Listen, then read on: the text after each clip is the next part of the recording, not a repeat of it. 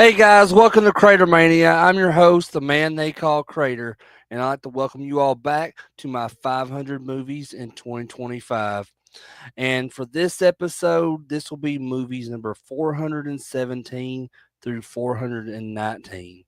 So, for this episode, and this will be a pretty quick episode, as I'm getting ready to get into the next video I'm be putting out here in just a couple of days for 13 different movies that I've watched this past week.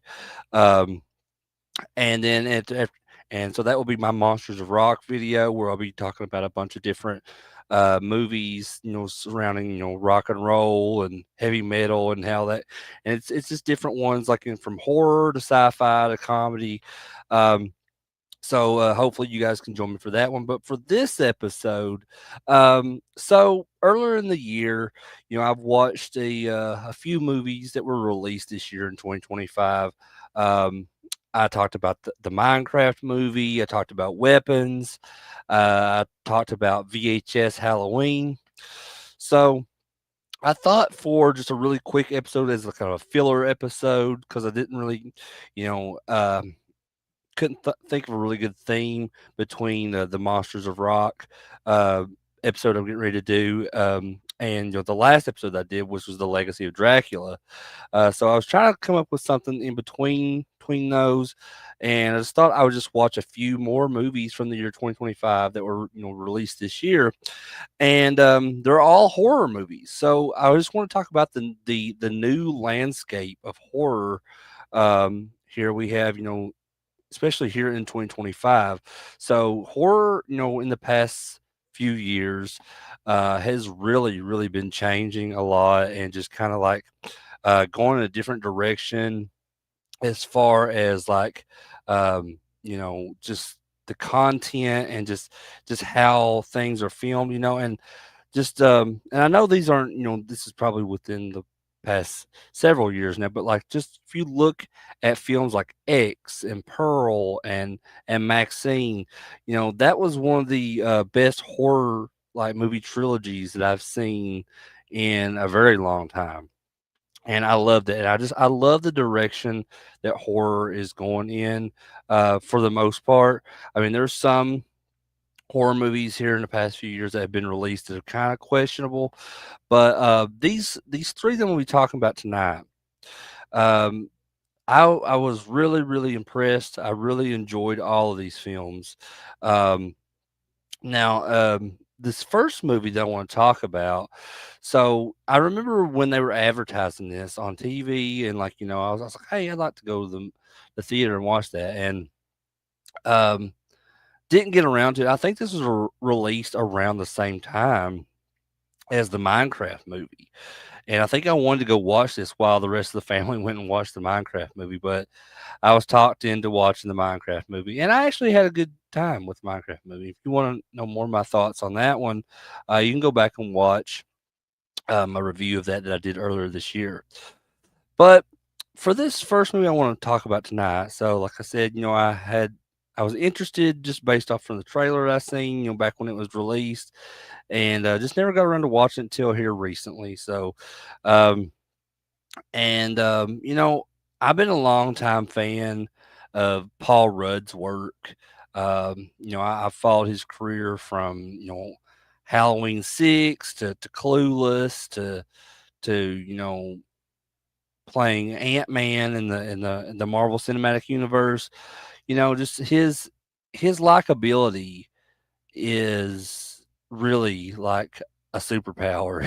Just he just has this infectious quality that makes even his most flawed characters kind of relatable.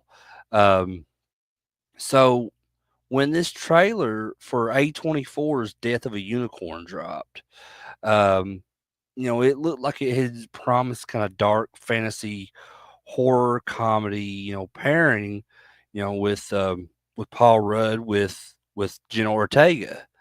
And so my expectations were kind of sky high here, and it kind of gave me like this feeling that there was a lot of influence from Ridley Scott's Legend, because of the whole unicorn thing, and Jenna Ortega's character in this movie's actually name is Ridley.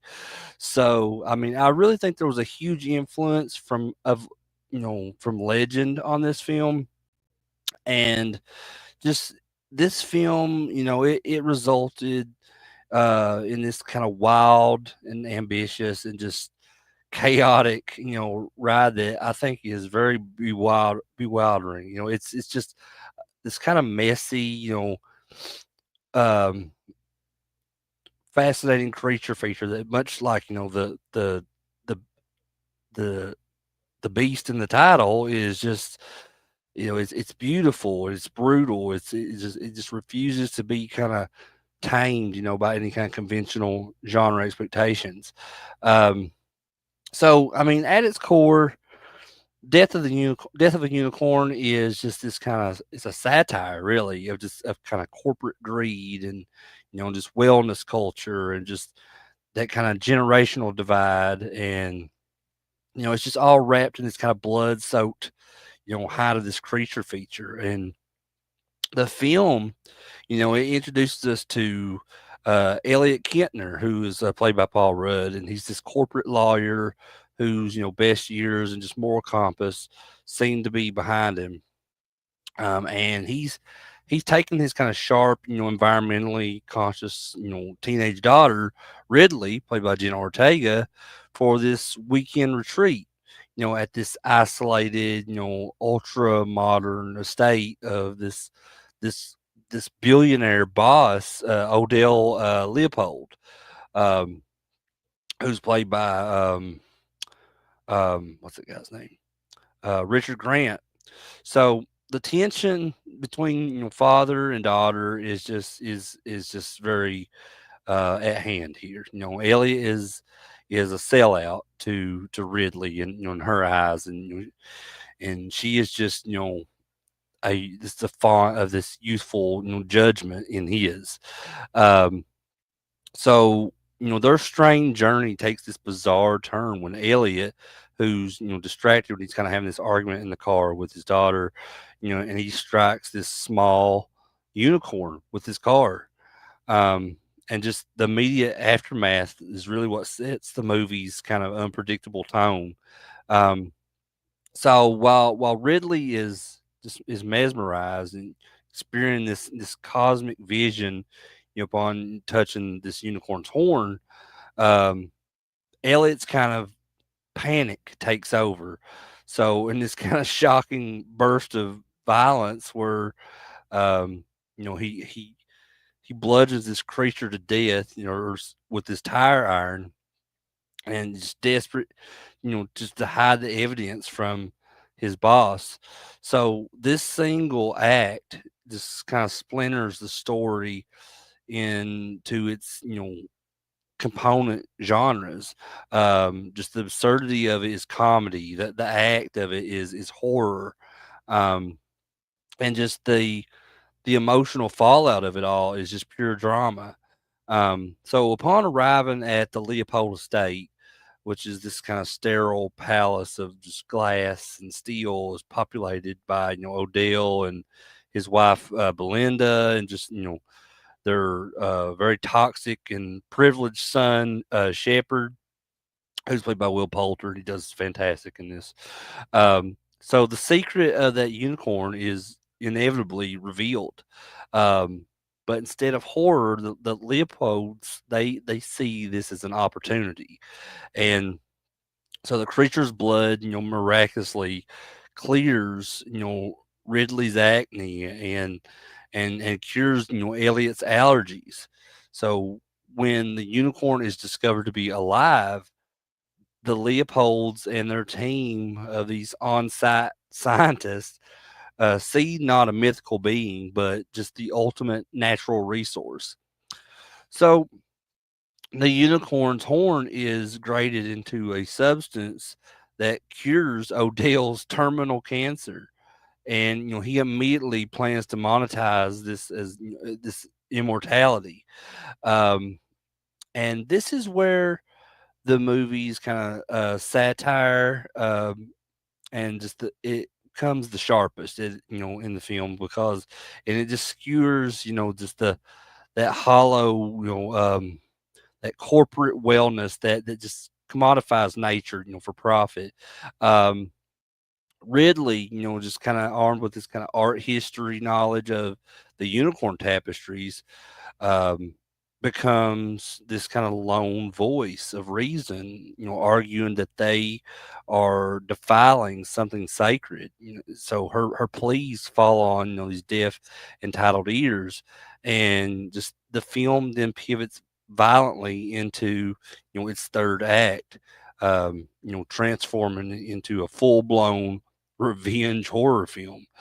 So this small unicorn's enormous and majestic and terrifyingly powerful unicorn parents descend upon the estate, seeking their child, and just unleashing carnage that is both gruesome and cathartic.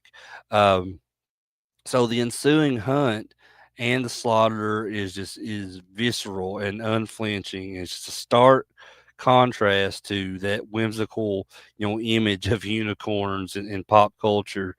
Um, and the ending here is just a chaotic, bloody mess of just shifting allegiances and sacrifice, and just a truly audacious ending that just leaves the audience gasping and laughing and just questioning everything that they've just witnessed.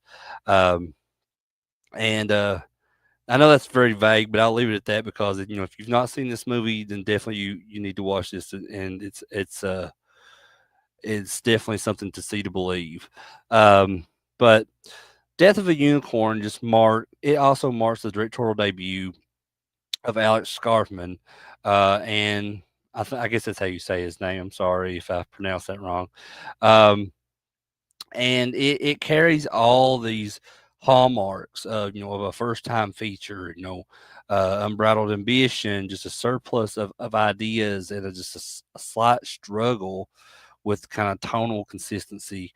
Scarfman, who also wrote the screenplay, clearly has a lot to say, and attempts to cram it all into one film here. Um, the whiplash, inducing shifts from like dark family comedy to corporate satire to gory creature feature, it can be jarring. I can see that.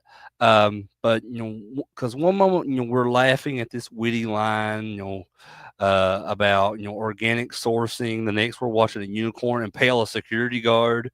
Um, and while a more seasoned director might have smooth these transitions, that there is an undeniable energy to Scarfman's approach.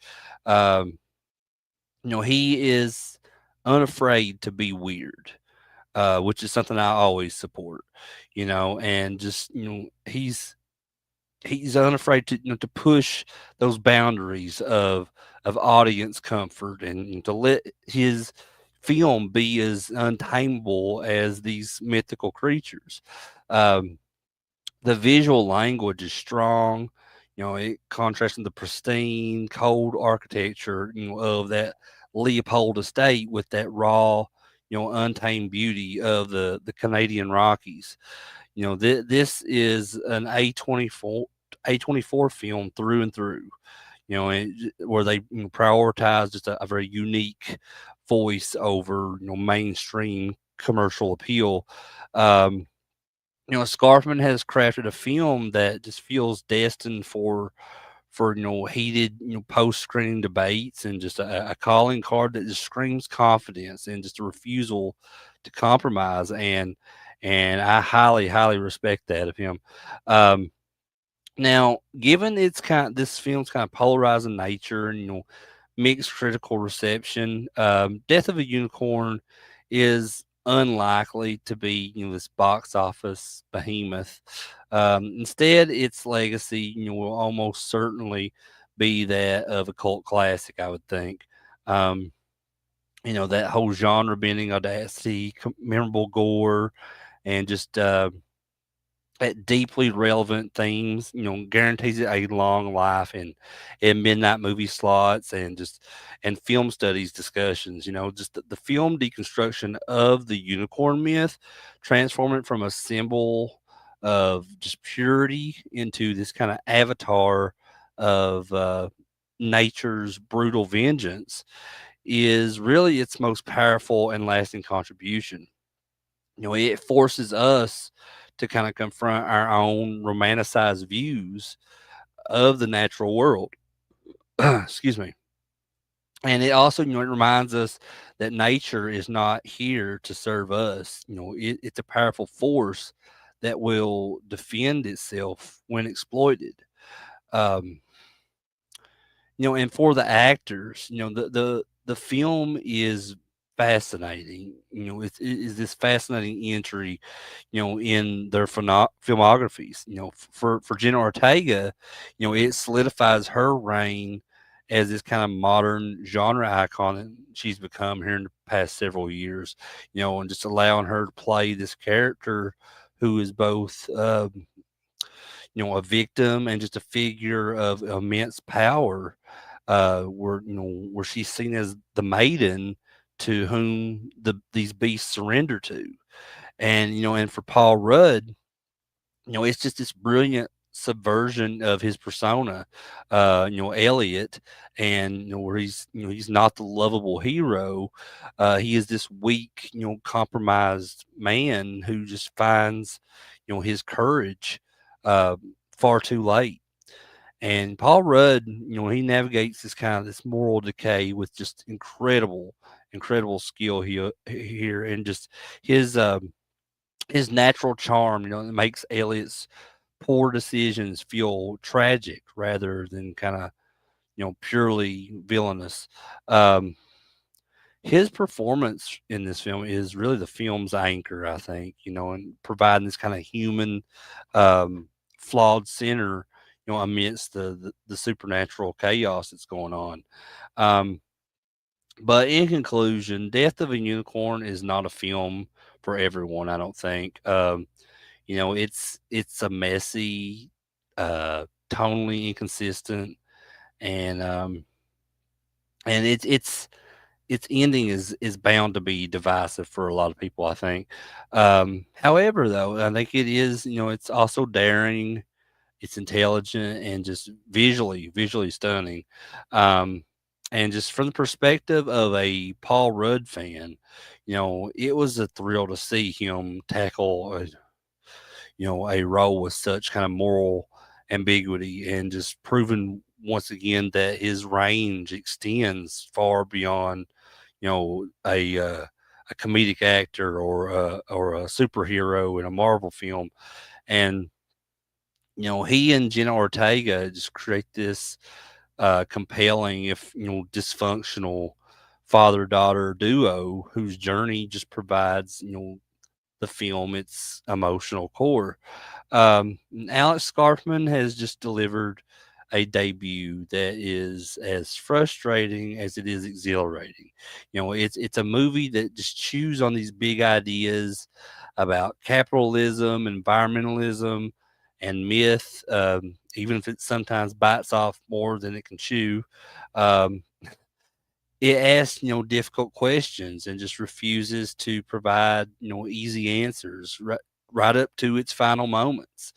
Um, so Death of a Unicorn may not be a mythical masterpiece, like its title characters. Um, you know, it is this rare, wild, and fiercely original beast that will not be easily forgotten, I don't think. I really enjoyed this film, and think definitely you should at least check it out, make your own opinion on it. So, for this next movie, and I have been waiting for this one for a while because I am a huge fan of the film universe that this next film is a part of. And how do you say goodbye to icons? For because for over a decade, Ed and Lorraine Warren were masterfully portrayed by Patrick Wilson and Vera Farmiga, and they have been the heart and soul of this franchise, of the whole modern mainstream horror, really. And since that first clap in 2013 in The Conjuring, they have guided us through haunted farmhouses, English poltergeists, and just demonic court cases. They were our anchors in a swirling abyss of supernatural terror. So when the lights went down for The Conjuring Last Rites, I felt a familiar mix of just eager anticipation and genuine dread, not just for the scares to come, but for the fear that this final chapter might not do their incredible legacy justice. But I am thrilled and relieved to report that my fears were unfounded. The Conjuring Last Rites isn't just a great horror film. It is the perfect, emotionally resonant, and just utterly terrifying send off that the Warrens and their fans so richly deserve. Um, so, The Conjuring Last Rites is a story about legacy and family and just the passing of the torch, wrapped in the franchise's most personal and aggressive haunting to date. So the film brilliantly bookends the Warrens' entire cinematic journey. We open in 1964 with a younger, expectant Ed and Lorraine investigating a cursed antique mirror. The prologue is kind of a gut punch, where it reveals a previously unknown tragedy, the stillbirth of their daughter, Judy, who is miraculously revived by Lorraine's desperate, faith fueled prayers. And this single event recontextualizes their entire life's work. Every family they save is a reflection of the one that they almost lost. And I think in a weird sort of way, that's very beautiful. Um, so flash forward, 22 years to 1986, the year that Crater Mania was born. Um, the Warrens are tired now. The toll of these countless battles with the demonic has left its mark on them. Ed's heart is failing. Their lectures are sparsely attended, and just a quiet, retirement seems to be their final destination. This vulnerability is where the film really finds its new strength. That they aren't the confident, ghost hunters that we once knew. They are, parents and grandparents and fearful of what comes next. Um, their forced retirement is violently, interrupted by the Smurl family haunting. So, based on the infamous real life case, the Smurls are a multi generational family tormented by this trio of these malevolent spirits. All seemingly tied to that same antique mirror from the film's prologue. So the setup is classic Conjuring. It escalates that paranormal activity from crashing light fixtures to shadowy figures and violent physical attacks. Executed with that kind of tension that we've come to expect in this franchise. But where this story deviates is in its focus. So the Smurls are not just another case; they are the catalyst for the Warrens' final, most important fight. So with her parents on the sidelines, it is Judy, who's now a young woman preparing to marry her fiance Tony, who is drawn into the fray of all this. So her psychic abilities, which Lorraine taught her to suppress for her own safety, are starting to flare up now. And when the demon that's responsible for the haunting murders, for this haunting murders, their trusted friend, Father Gordon, Judy can no longer stand by. She takes it upon herself to investigate, pulling, her reluctant, and terrified parents back into this world that they've tried so desperately to leave behind.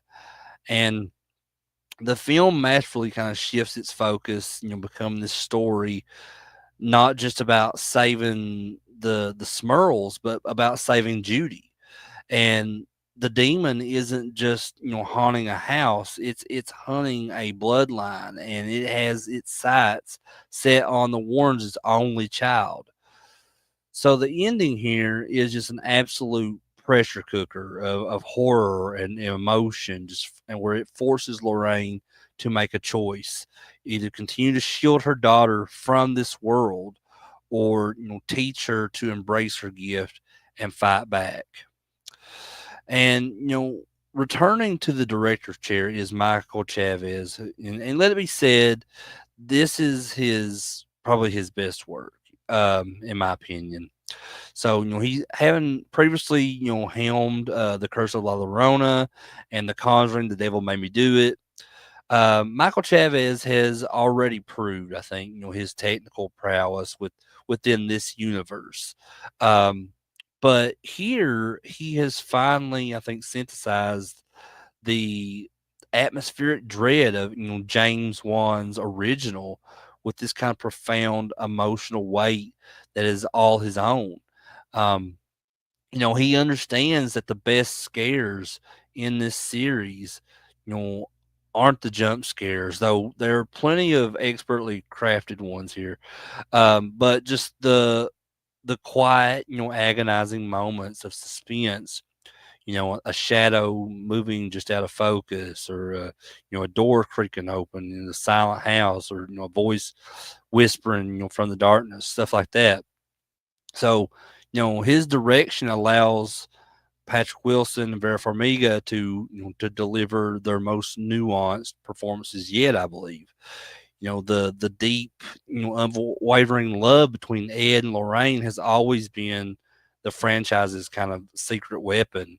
And in The Conjuring Last Rites, it's really like the main event here. We feel the weight of Ed's physical frailty and Lorraine's emotional exhaustion just in every scene here. Um, but more importantly, we see that unbreakable resolve that has defined them. Um, and Michael Chavez, he trusts his actors. He's giving them space to kind of convey this lifetime of shared trauma and love through this, either this like a simple glance or a comforting touch. You know, he's not just made a horror movie, he has really directed this kind of powerful family drama where the monster happens to be a literal demon. um and I think while critics may have given the film mixed reviews, which is not surprising these days, um I think that staggering box office success uh, speaks volumes, and just as where it was the highest grossing entry in the series. Definitely speaks volumes to me. Audiences recognize what this film represents, and that's the end of an era. Um, the Conjuring Last Rites solidifies the Warrens' main trilogy as one of the most significant horror sagas of the 21st century. It's a series that proved that character driven horror built on themes of faith and love and family could not only coexist with terrifying set pieces, but be enhanced by them. And I think the film's greatest impact is how it reframes the entire universe. It's no longer just a collection of spooky stories, it's a generational saga. And the central theme of legacy, of what we pass on to our children, is its beating heart. And the Warrens' true legacy isn't the cursed artifacts in their museum. It's Judy, a woman who learns to turn what she perceived as a curse into her greatest strength. And the film's final scenes culminating in Judy's wedding is just very beautiful, and just in this it's that earned catharsis. Just seeing Ed, frail but filled with pride, and walk his daughter down the aisle is just a profoundly moving moment. And that final shot of Ed and Lorraine, sharing a vision of a peaceful future together is just that perfect, grace note. It's the happy ending that they fought tooth and nail for across three incredible films. Um, Actually, no, my bad. So that's like four actually incredible films now. So, um, but The Conjuring Last Rites is just a masterclass in conclusive storytelling. It delivers that top tier, sophisticated scares that fans crave, while providing a deeply satisfying and emotional farewell to two of horror's most beloved characters. Um, in my opinion, at least in modern horror.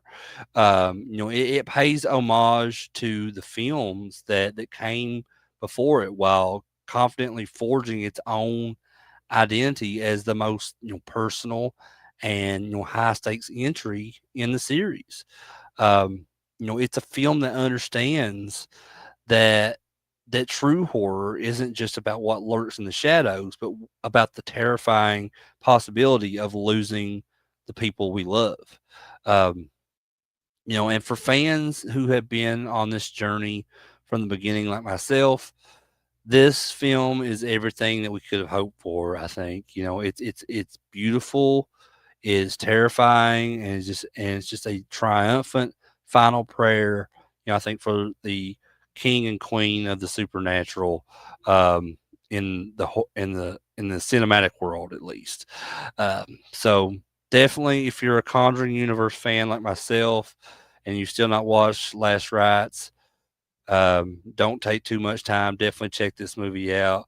I was highly, highly satisfied. To me, this was probably my second favorite film in the entire Conjuring universe, um, with The Conjuring 2 being my favorite.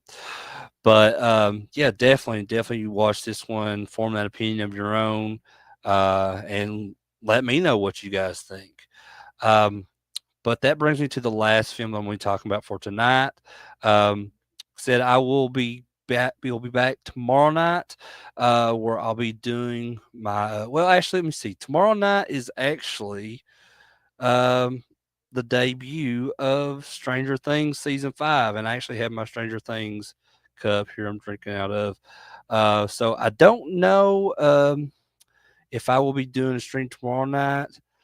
We will see. I'll go ahead and schedule it for tomorrow night, but I may wait till Friday to do it, um, which will be like the day after Thanksgiving. So, I won't be able to do it Thursday evening because it's Thanksgiving. But Friday night, I may be able to do the Monsters of Rock stream. So just keep an eye out on the channel, and you'll see whenever I'll drop that. But like I said, this is the last film I'm gonna be talking about for tonight, and I've talked about this subject several times already this year here on the channel. Back when I did my Universal Monster Movies week, where I talked about several different films based around this character, and then like just a couple months ago, I did a tribute to Mary Shelley on her birthday, with several films surrounding this character as well. Um, and for decades, us, devoted fans of horror, have just kind of spoken um, about this character in kind of different tones. And Guillermo del Toro is one of those fans, of this character and of this story in general. Um, and just this is definitely one of his white whales, just his just a and because it is a deeply personal adaptation of Frankenstein, and for several years, we followed the rumors, the near starts, the shifting studios, the dream castings of this film that Del Toro has wanted to work on for years and years and years. Um, you know, we kind of held our collective breath when Netflix finally resurrected the project. Praying that it would live up to the impossible weight of expectation. And now having emerged, from watching this film just recently in my living room on Netflix, my mind is reeling and my heart aching at times during this film. I can say without a shred of doubt that Frankenstein, Del Toro's Frankenstein, is not merely, you know, the film we hope for. It is a profound, terrifying, and heartbreakingly beautiful masterpiece.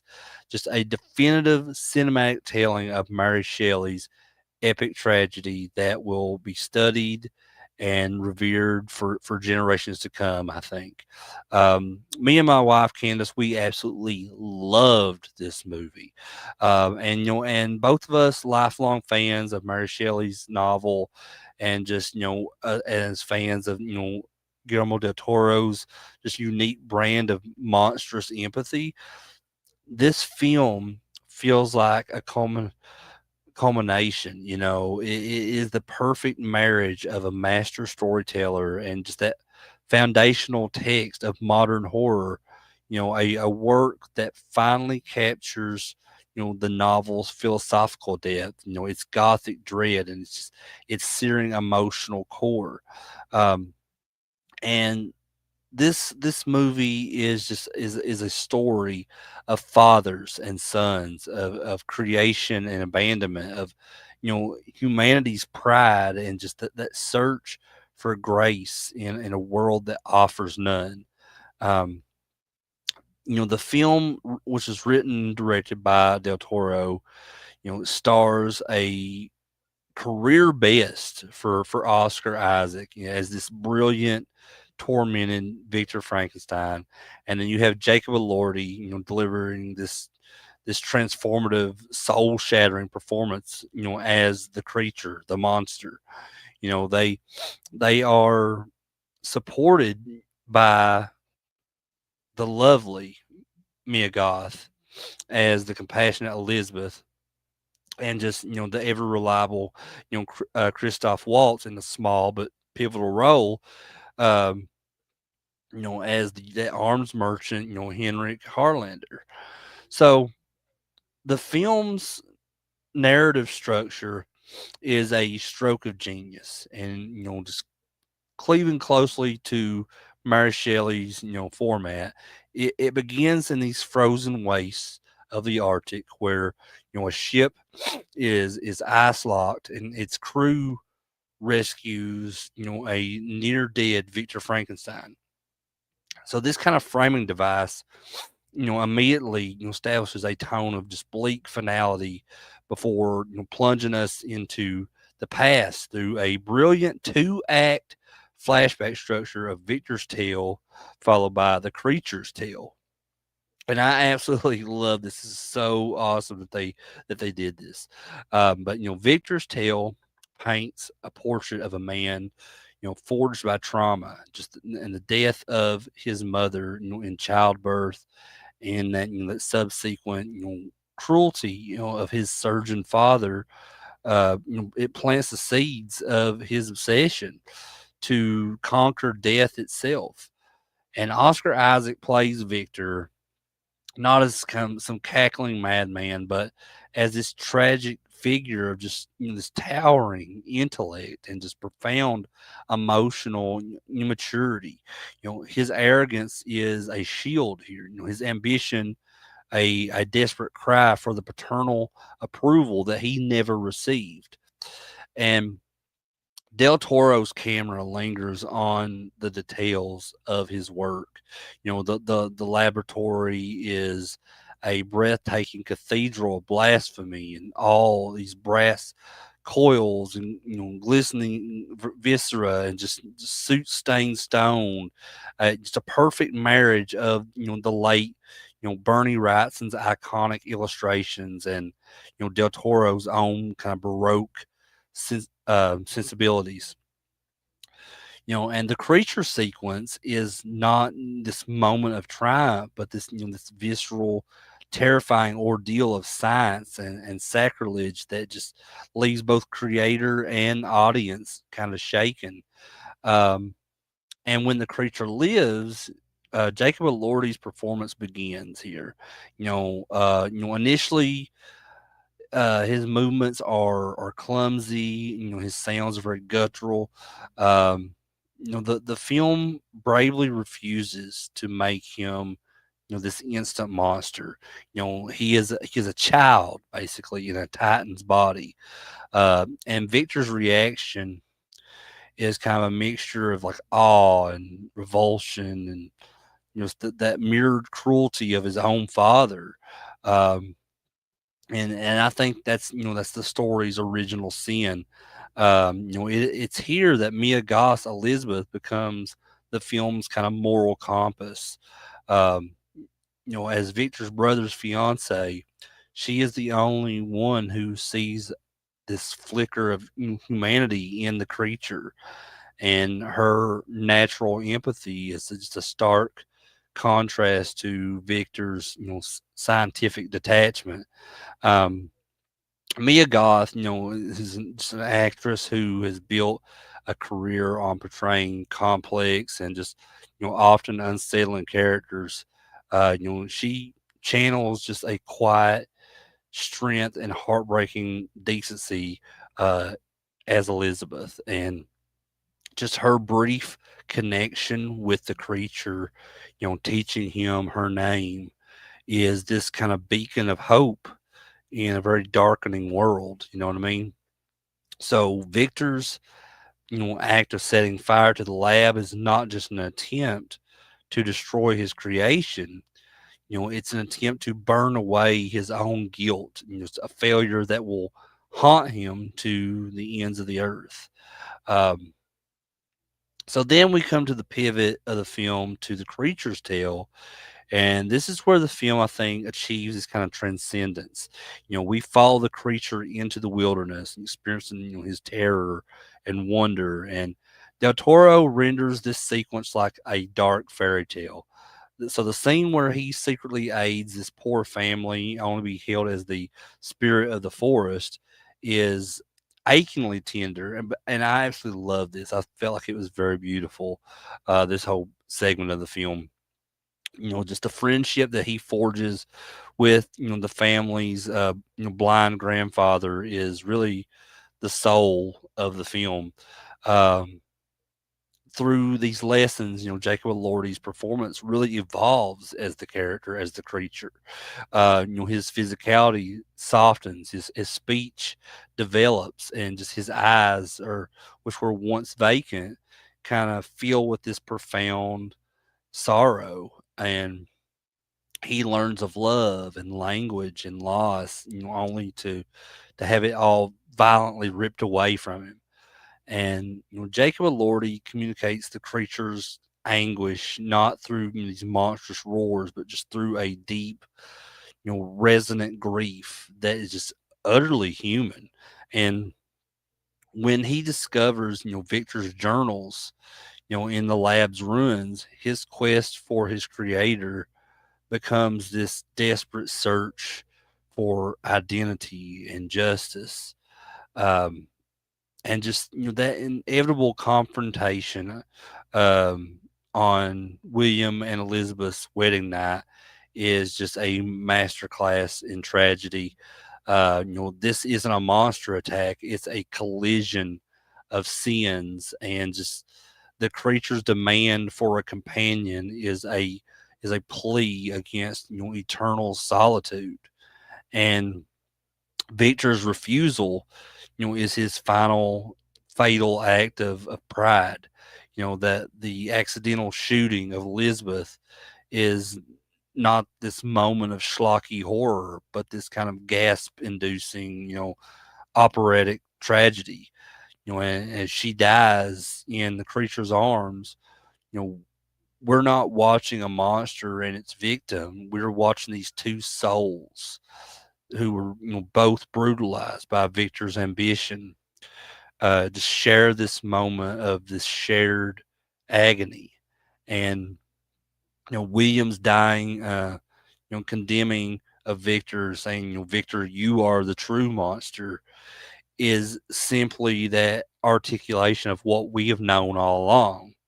If you're a fan of the Frankenstein story and have seen many adaptations of the story, um, but going into the finale, of this film, back in the Arctic, it kind of brings together this grand battle for something far more powerful, which is forgiveness. And Victor's apology and the creature's acceptance is just this kind of moment of sublime, sorrowful grace. And the creature, with his purpose fulfilled, is left utterly alone. And his final act is just pushing the ship free of the ice and reaching for the sun as his father had once taught him, is just this image of just such poetic beauty, and it will be just seared into my brain forever, and just in cinematic history. Um, such a beautiful movie. Um, this film is the culmination of Guillermo del Toro's entire career, in my opinion. His lifelong love affair with monsters has always been rooted in the belief that the true monstrosity lies within humanity, not without. And the creature is the ultimate Del Toro protagonist, just a misunderstood outsider, beautiful in all of his grotesqueness, just who yearns for just the connection that he has denied.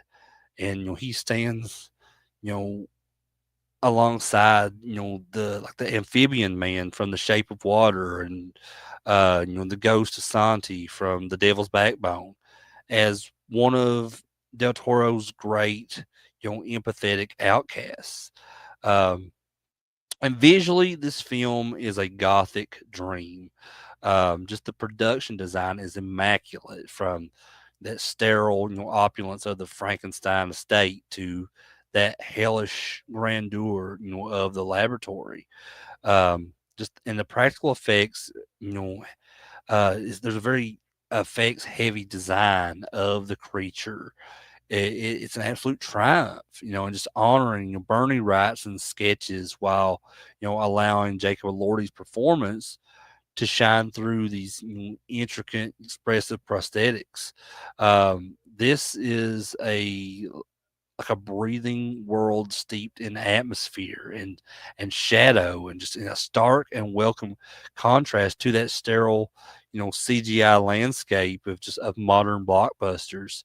Um, but Frankenstein from 2025 does more than just adapt a classic novel.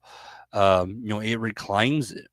For nearly a century, pop culture has been dominated just by the image of a grunting, flat topped monster with neck bolts.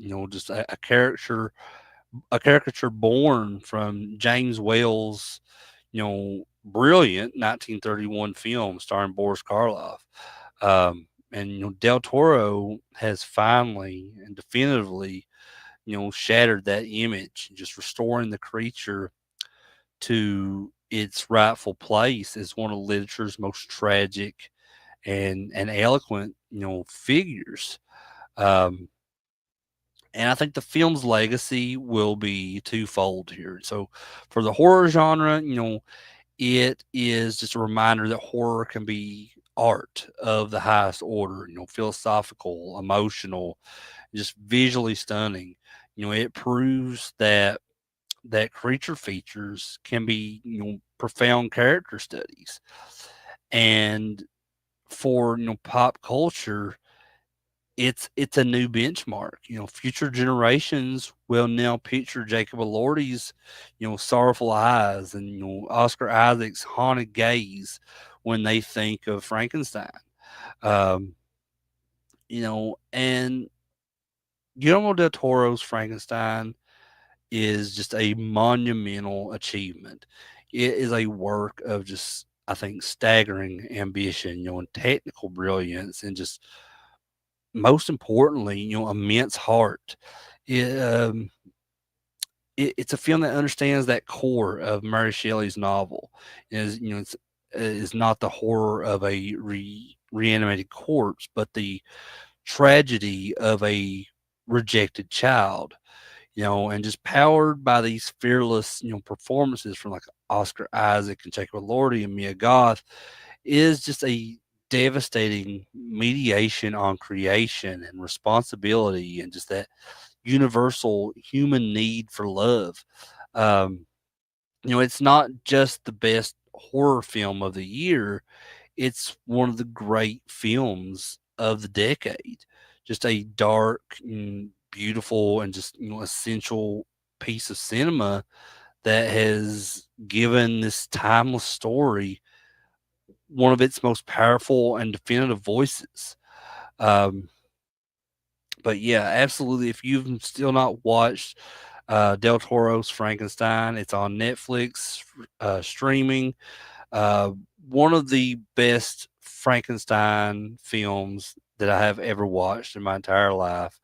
Um, Absolutely beautiful, amazing, so impressive. Definitely do not miss this one.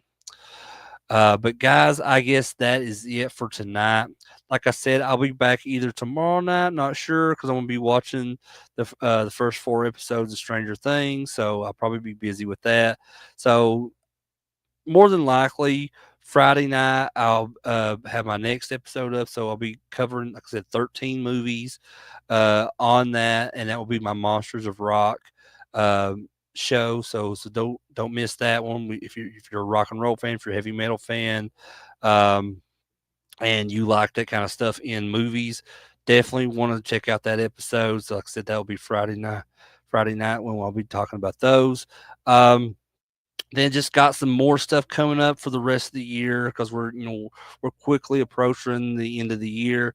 So after I get to the Monsters of Rock show, I will be covering the Thanksgiving movies that I began watching. I'm almost finished up with here this week. So that will be probably on Sunday for the Thanksgiving show that I'll be doing. And that'll be like all those movies will be kind of based around the holiday of Thanksgiving. And then next week, we'll be going into December, and December for most of the month will be Christmas movies.